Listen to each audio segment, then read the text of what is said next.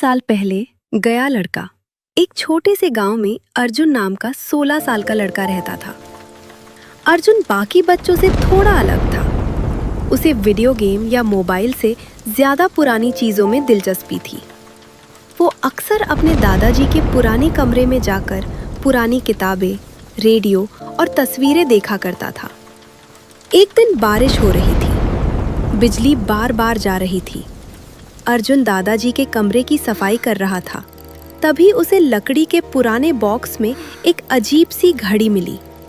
वो घड़ी सुनहरी थी और उसके पीछे कुछ लिखा था, समय बदल सकता है लेकिन किस्मत नहीं। अर्जुन ने उत्सुकता में घड़ी को घुमाया। अचानक कमरे में तेज रोशनी फैल गई। खिड़कियां अपने आप खुलने लगी। हवा जोर जोर से चलने लगी और पूरा कमरा घूमने लगा। अर्जुन डर गया और अपनी आंखें बंद कर ली। कुछ देर बाद सब शांत हो गया। जब उसने आंखें खोली तो वो अपने कमरे में नहीं था। वो गांव की सड़क पर खड़ा था, लेकिन सब कुछ अलग था। सड़कें कच्ची थी, लोग पुराने कपड़े पहन रहे थे और कहीं भी बाइक, मोबाइल या बिजली के खंभे नहीं थे। अर्जुन समझ गया कि वह गलती से 30 साल पीछे आ चुका है। वह डरते डरते गांव में घूमने लगा। तभी उसने एक छोटे लड़के को देखा जो खेतों में खेल रहा था। अर्जुन हैरान रह गया क्योंकि वह लड़का बिल्कुल उसके पिता जैसा दिख रहा था। कुछ देर बाद उसे पता चला कि वह सच में उसके पिता थे जब वे छोटे थे।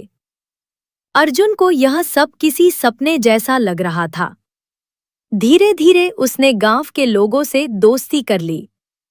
उसके दादाजी भी उस समय जवान थे और गांव में छोटी सी दुकान चलाते थे। अर्जुन ने देखा कि दादाजी बहुत मेहनती थे, लेकिन कुछ लोग उनसे जलते थे। एक रात अर्जुन ने 2 आदमियों को बात करते सुना। वे दादाजी को धोखा देकर उनकी जमीन और दुकान हड़पने की योजना बना रहे थे। अर्जुन को समझ आया कि यही घटना आगे चलकर उसके परिवार को गरीबी में धकेलने वाली थी। अर्जुन ने अपने दादाजी को समझाने की कोशिश की, लेकिन दादाजी उसकी बात पर विश्वास नहीं कर रहे थे। आखिर कौन मानता कि एक अनजान लड़का भविष्य से आया है? अर्जुन हार नहीं माना। उसने उन चोरों पर नजर रखनी शुरू कर दी। कुछ दिनों बाद रात के समय वे दुकान के जरूरी कागज चुराने आए। अर्जुन पहले से तैयार था। उसने शोर मचा दिया।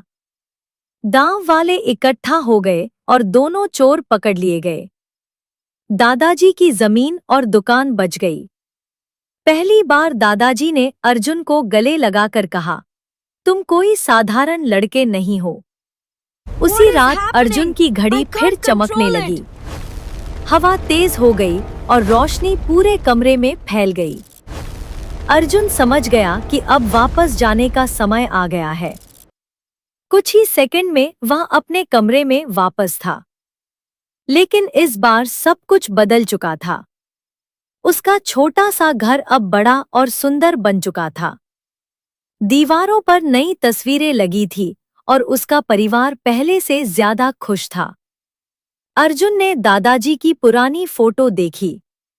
उसके पीछे लिखा था, उस रहस्यमय लड़के का धन्यवाद जिसने हमारा भविष्य बदल दिया। अर्जुन मुस्कुराया क्योंकि वह जानता था कि वह